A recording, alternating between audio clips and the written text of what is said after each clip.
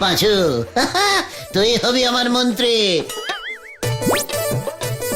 ভেন্ডি সেনাপতি। আর আমি? তুই আমার সিংহাসনের পেছনে দাঁড়িয়ে হাওয়া করবি। উফ, সে কি দিন হবে রে।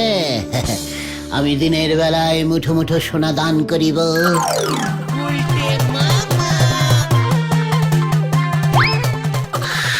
আর দুপুরে দুধ দিয়ে স্নান করিব, রাতে একসঙ্গে বসে নরার চা খাবো, আর রাজপ্রাসাদের ছাদে আড্ডা দিব। নরা, একটা গোলাপ জল মারা খাঁটি লিকার চা দিয়ে যাও ভাই। জো হুজুর জাহাপনা। গুলটে মামা, আগে তুমি নরাদার দোকানে শুধু এক বেলাই চা খেতে, এখন কিন্তু সকাল বিকাল 2 বেলা হয়ে যাচ্ছে। তাও আবার ধারে। নরার চায়ের কেমন একটা নেশা ধরে গেছে বুঝেছিস, তাই নরার চায় গলা না ভিজিয়ে আড্ডাটা তেমন জমে না। সবই তো বুঝলাম, কিন্তু মাঝে মাঝে নরাদাকেও তো টাকা পয়সা দিতে হবে বলো। ওরে গলদপুরের দরদি বলদগণ, নরাকে আমি ওয়ান টাইম চেকে সব পেমেন্ট করে দেবো। আগে ব্যাংক অ্যাকাউন্টটা তো খুলতে দে। কবে তুমি ব্যাংক অ্যাকাউন্ট খুলবে, তারপর তুমি নরাদার চায়ের ধার মেটাবে? নরা তো আর গলদপুর থেকে পালিয়ে যাচ্ছে না রে। চল তাহলে নরার দোকানে কড়া করে এক কাপ চা খেয়ে আসি, দেখি মাথাটা খোলে কিনা। ঠিক আছে ঠিক আছে, চলো চলো।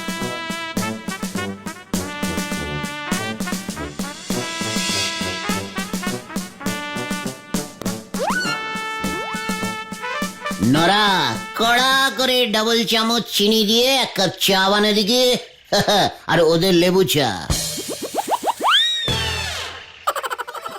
নরা, চা দে বলে দিলাম।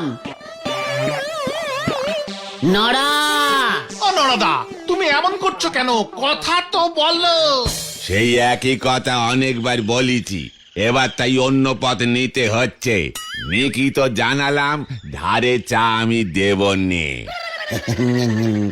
নরা, তুই না আমার ছোট্ট ভাইয়ের মতো, আমরা না এক পাড়ায় থাকি।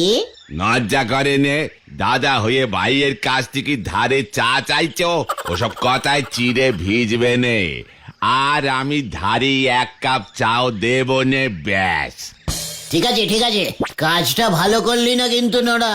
তোমার ওই ফুটো ধমক চমকি আমি ঘন্টা ভয় পাই। পাঁচু, পাঁচু ওকে থামা, রাগে আমার সারা শরীর কাঁপছে কিন্তু। ঠিক আছে ঠিক আছে, তুমি শান্ত হও গুলটে মামা, শান্ত হও। নরা, তোর চায়ের দোকান আমি বন্ধ করে ছাড়বো, এই তোকে বলে গেলাম, তুই দেখে নিস। ঠিক আছে, আমিও দেখবো আপনি কত বড় ফুটো মস্তান। নরাদার সঙ্গে যে এমন একটা বিচ্ছিরি ঝামেলা হয়ে যাবে বুঝতেই পারিনি। দূর, ভালো লাগছে না মনটা। আমাকে আমাকে ফুটো মস্তান বললো ওই নরা। এটা কিন্তু নরাদা ঠিক করেনি। আসলে গুলটে মামা হুট করে বলে বসলো যে ওর দোকান বন্ধ করে দেবে। সে তো রাগের মাথায় বলেছে। না রে ভেন্ডি, আমি ওই নরার দোকান বন্ধ করেই ছাড়বো। হ্যাঁ, এই না গুলটে মামা, এমন করো না। যতই হোক নরাদা আমাদের পাড়ারই লোক, ওই দোকান চালিয়ে ওর সংসার চলে। দোকান বন্ধ হলে ওর খুব অসুবিধা হবে গো। চা ছাড়া যে আবার আমার আড্ডা মারতে অসুবিধা হয়, সেটা তো নরার বোঝা উচিত ছিল। তা বলে তুমি ওর ব্যবসা বন্ধ করে দেবে, এটা কিন্তু বাড়াবাড়ি। ঠিক আছে, তোরা যখন বলছিস তখন পুরো বন্ধ করব না, তবে একদিন অন্তত বন্ধ করবই। আমাকে এখন একটা কিছু করতে হবে, যাতে নরা অন্তত একদিন দোকান খুলতে না পারে। কি করবে তুমি? ভাবতে হবে। এই শোন, তোরা এখন বাড়ি যা, আমাকে একটু একা থাকতে দে। আমাকে ফুটো মস্তান বলা, এত বড় সাহস ওই নড়ার? দাঁড়া দেখাচ্ছে দেখাচ্ছে। ঠিক আছে, আমরা যাচ্ছি। তুমিও বাড়ি ফিরে যেও কিন্তু সন্ধ্যের আগে। অন্ধকারে নদীর ধারে বেশিক্ষণ থেকো না। হ্যাঁ হ্যাঁ, পিসিমাও আবার চিন্তা করবে। এই গেলাম আমরা। আমি ফুটো মস্তান, ফুটো মস্তান, দেখাচ্ছি মজা।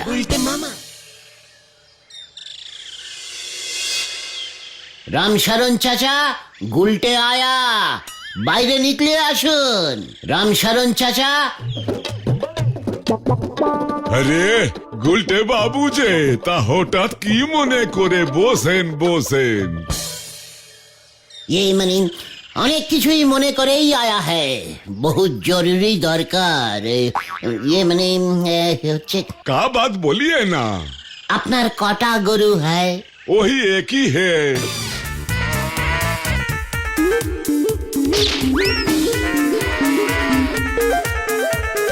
कितना दूध দেয় ও রোজ?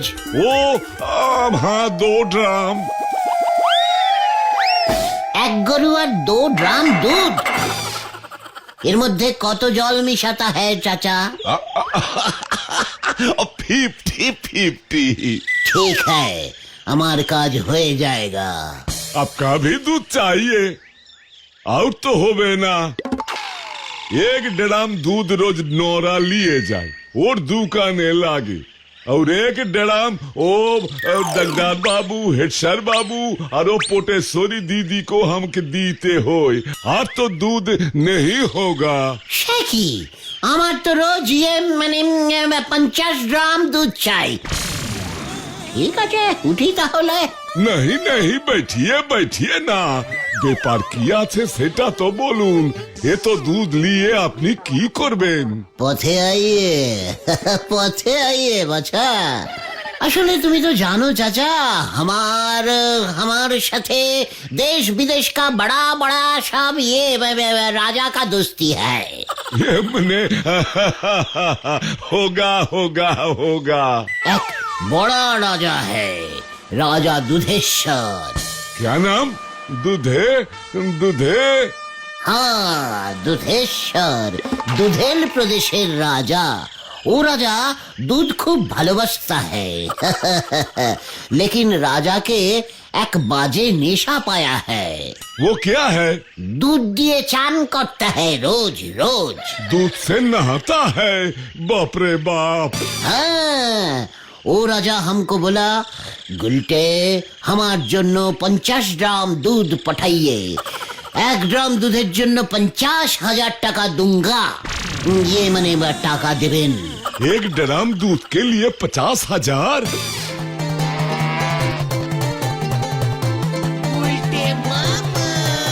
गुलटे बाबू, आप 2 ड्राम ही ले जाइए। কিন্তু আমার তো 50 গ্রাম চাইয়ে। 2 ड्राम से शुरू कीजिए ना गुलटे बाबू। 50,000 1 ड्राम, 2 ड्राम का मतलब 1 लाख। हाँ। ঠিক है ঠিক है। ये মানে ঠিক আছে, দুধেশ্বরকে আগে 2 ড্রামই পাঠাই স্যাম্পল হিসেবে। ও চান করে আরাম পেলে বাকি অর্ডার ফাইনাল করবে। তারপর না হয় ভাবা যাবে। আপনি আমার পাড়া কা চাচা, আপনার জন্য এইটুকুই তো করতেই হোগা, মানে করতেই হবে। हाँ हाँ हाँ। ঠিক আছে ঠিক আছে, কাল সকালে এসে আমি ওই 2 ড্রাম লে যাएंगे। তার মানে নড়া কাল কিন্তু দুধ পাচ্ছে না, ফাইনাল, এটা যেন মনে থাকে। हाँ हाँ फाइनल। যাচ্ছি চাচা, কাউকে কিন্তু এইসব আবার নেহি বলনা। মনে থাকেঙ্গা তো? हाँ हाँ हाँ। তুমি যে শেষ পর্যন্ত এমন বাম্পার প্ল্যান বের করবে, সেটা আমরা একদম বুঝতে পারিনি গো গুলটে মামা। তোদের মতো এমন আনডিপ বলদের দল আমার মতো এত ডিপ প্ল্যান বুঝবে কি করে বল? নরাদা তাহলে দুধের অভাবে আজ আর চায়ের দোকান খুলবে না বলছো? কালি লিকার চা আর কজন খায় সেটা নড়াও ভালো করে জানে। তার থেকে বরং চলো না, আমরা নোরাদা এখন কি করছে সেটা বরং দেখে আসি। এইটা কিন্তু মন্দ বলিসনি, ঠিক আছে চল।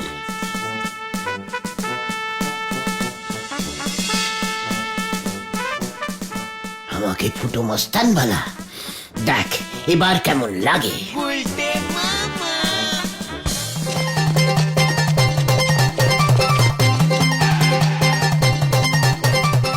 এই তো তোমরা, তোমাদের কাছেই যাচ্ছিলাম। কেন রে ভুলো, কি হয়েছে? বাবা কেমন যেন করছে আর ভুলভাল বকছে, আর শুধু বলছে গুলটে বাবুকে ডাক, গুলটে বাবুকে ডাক। নড়া এতটা ভয় খেয়েছে? বেচারা দুধের অভাবে দোকান খুলতে না পেরে বোধহয় মাথাটাই বিগড়েছে। রামশরণ চাচা হয়তো বলেছে আর কোনোদিনই দুধ দেবে না, এবার থেকে দুধেশ্বর রাজার কাছে এই দুধ সাপ্লাই করবে, ব্যাস। তারপরে এই নড়ার মাথা গরম হয়ে গেছে। এটা বোধহয় ঠিক হলো না গুলটে মামা। ভেন্ডি, তুই নড়ার হয়ে কথা বলবি না বলে দিলাম। ও যে আমাকে ফুটো মস্তান বললো সেই বেলা।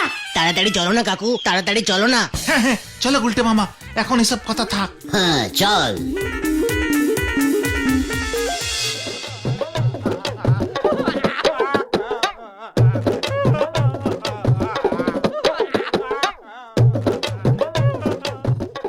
এই আমার কি হলো গো গুলটে বাবু, আপনি কিছু করেন গো, আপনি ছাড়া আমার অন্য কোনো গতি হবে নে গো গুলটে বাবু গো।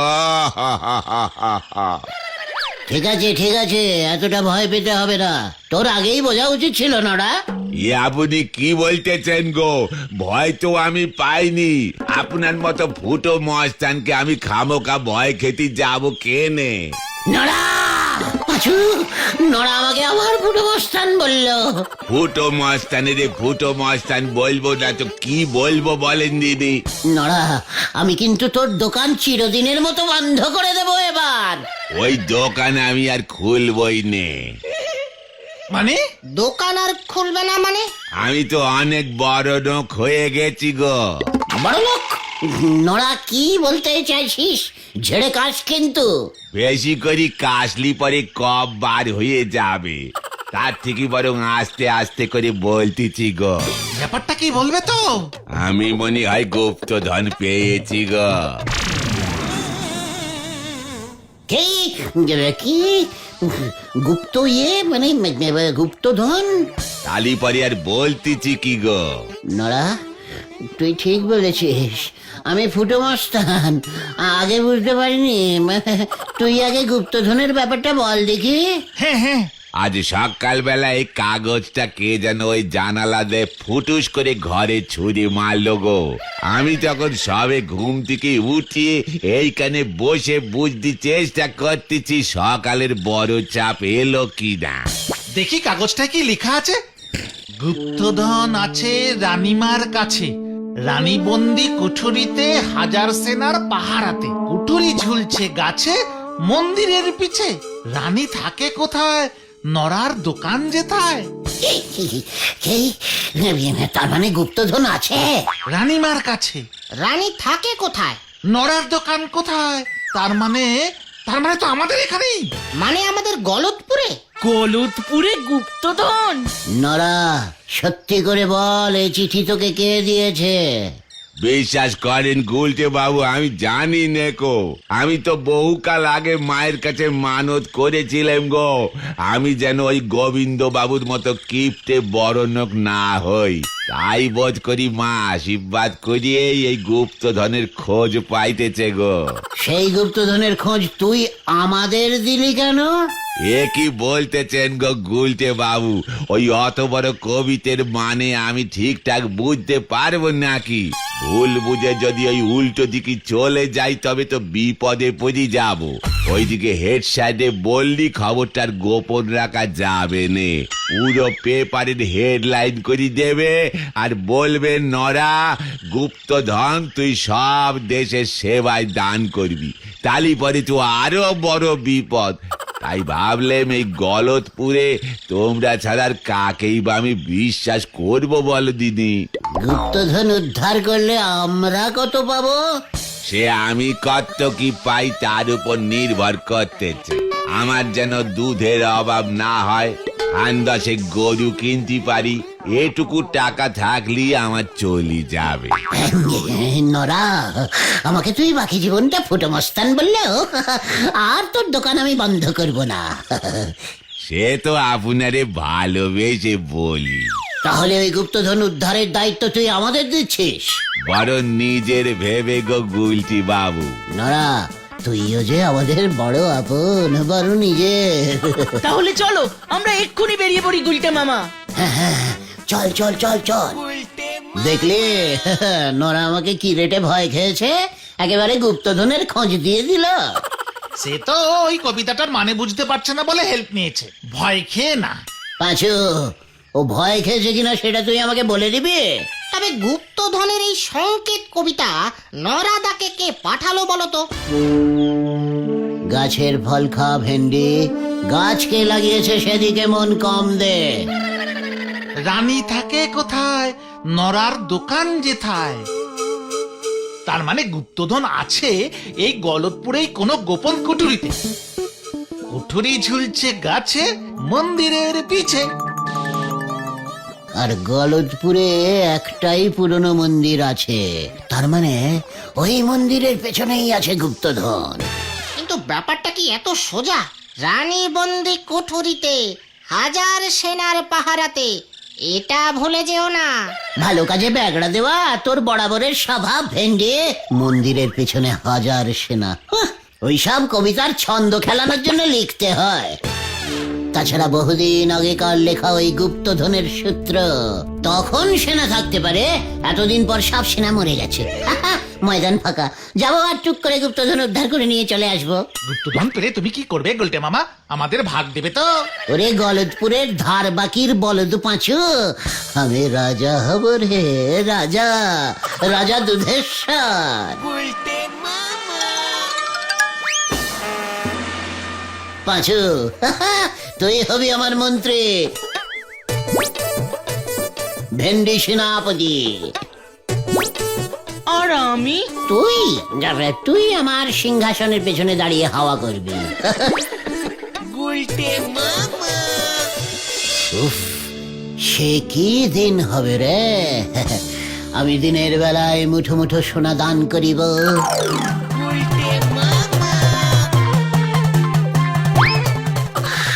আর দুপুরে দুধ দিয়ে স্নান করিব,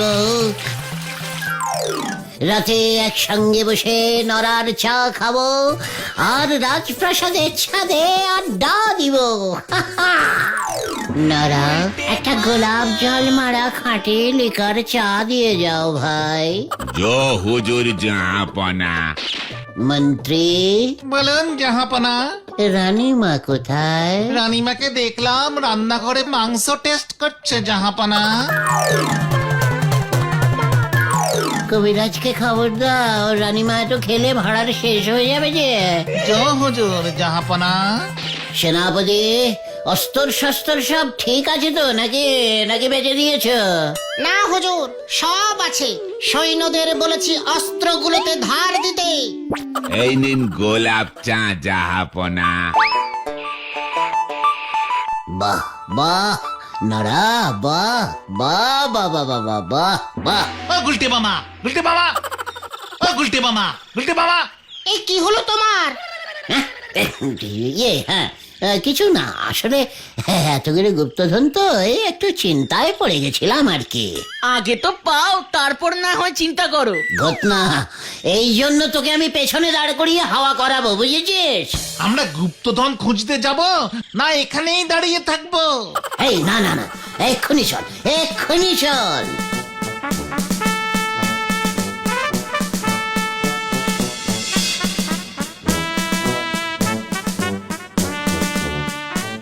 গুপ্তধন কোথায় গো? গুপ্তধন আছে, আছে, ভালো করে খোঁজ, গাছে ঝুলছে। গাছে গুপ্তধন ঝুলছে? তাই তো লেখা আছে, বাজে টাইপের হতাশ বলদ, চুপ করে মন দিয়ে প্রত্যেকটা গাছ খোঁজ। রানী বন্দি কুঠুরিতে, হাজার সেনার পাহারাতে। তার মানে পেয়েছি গুলটে মামা। কোথায়? কোথায় কোথায় কোথায়? ওই দেখো। এ কি, ওটা তো মৌচাক। তুই দেখছি জঘন্য টাইপের পচা ডিমের দুর্গন্ধযুক্ত বলদ হয়ে গেছিস পাঁচু। রানী বন্দি কুঠুরিতে, রানী মানে রানী মৌমাছি একটাই থাকে, হাজার সেনা পাহারাতে। মানে কবি এখানে শ্রমিক মৌমাছিদের কথা বলেছে গুলটে মামা। এখানে কবি এলো কোত্থেকে? না মানে গুপ্তধন সূত্রটা যে লিখেছে গুলটে মামা, আমি নিশ্চিত কবি এখানে ওই মৌচাককেই বুঝিয়েছেন। খুব বাজে কবি তো। আর মানে ওই মৌচাকের ভিতরেই গুপ্তধন আছে। ইয়েস, দোষ এটুকু গুপ্তধন। বেশি লোভ করিস না ঘটনা। হয়তো ওই মৌচাকের ভিতরেই আছে পৃথিবীর সব থেকে অমূল্য মানে দুর্মূল্য হিরে। হ্যাঁ রে, আর কথা না বাড়িয়ে ওই মৌচাকের ভিতর থেকে হিরেটা বের করে নিয়ে আয়, গলতপুরের বিগ বাজেটের বড়দেরা। ওরে বাবা, আমি যাব না। মৌমাছি কামড়ালে রক্ষা নেই গুলটে মামা। হ্যাঁ গুলটে মামা, আমি নেই এর মধ্যে। আমিও না। মানে গুপ্তধন তার মানে তোদের চাই না? মানে তাহলে কি হবে? আমার তো চাই। মানে তীরে এসে তোরা যে এইভাবে ঝোলাবে সে তো আমি বুঝিনি কো। উল্টে মামা, তুমি একা রাজা হলেই চলবে? ওরে, একটা দেশে কটা রাজা থাকে একসঙ্গে? তোদের আমি অর্ডার করছি। ওরে আমার বীর পুরুষ, সাহসী সাগরেদরা, হ্যাঁ যা, তোরা ছিনিয়ে নিয়ে আয় ওই গুপ্তধন। যা যা যা। না না না, তোরা না গেলে আমি একাই চলে যাব, কিন্তু তখন কিন্তু তোরা আমাকে বলতে পারবি না। না না না না, আমরা কিছুই বলবো না, তুমি যাও যাও যাও যাও। তুমি রাজা হবে না গুলটে মামা? বিশাল রাজা। রাজা? হ্যাঁ, আমি রাজা হবই। তাহলে এই নাও অস্ত্র। ইয়া! দে।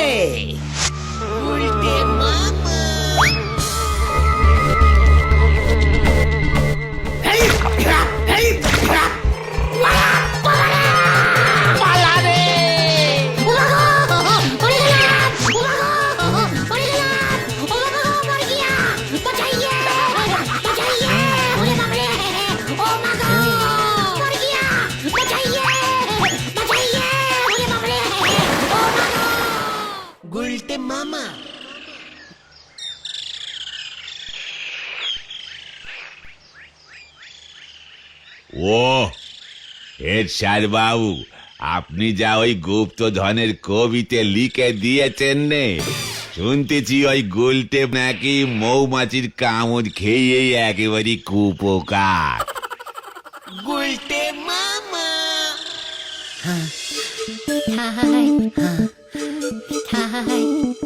এসব ওই নরাদা আর হেড স্যারের চাল ছিল গুলটে মামা। এর মধ্যে আবার হেড স্যার ঢুকলো কেন রে বাইটুগন? নরার দোকানে দুধ নেই, দোকান বন্ধ, তাহলে হেড স্যারের চলবে কেমন করে? তারপর ওই রামশরণ চাচার কাছে সবটা শুনে দুজনে মিলে এই প্ল্যানটা করেছে। রামশরণ চাচাও নাকি তোমার নামে থানায় নালিশ করবে বলেছে। আমি আর বড় মস্তান হতে চাই না রে, ফুটো মস্তানি ভালো। জয় গুলটে মামা কি জয়! বাবা রে।